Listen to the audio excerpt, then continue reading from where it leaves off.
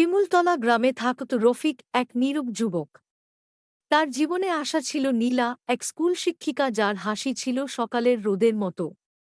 তাদের কথা কম হলেও অনুভূতি ছিল গভীর।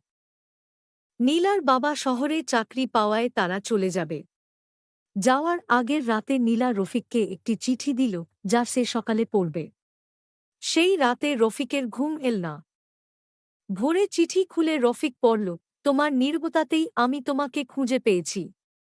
তুমি আমার সাহস হয়ে থাকবে, থেমে যেও না। কষ্ট হলেও রফিক ভেঙে পড়ল না।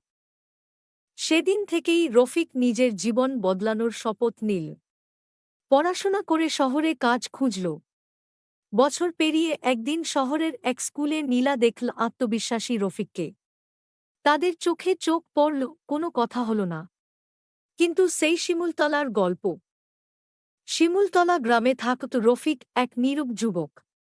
তার জীবনে আশা ছিল নীলা, এক স্কুল শিক্ষিকা যার হাসি ছিল সকালের রোদের মতো। তাদের কথা কম হলেও অনুভূতি ছিল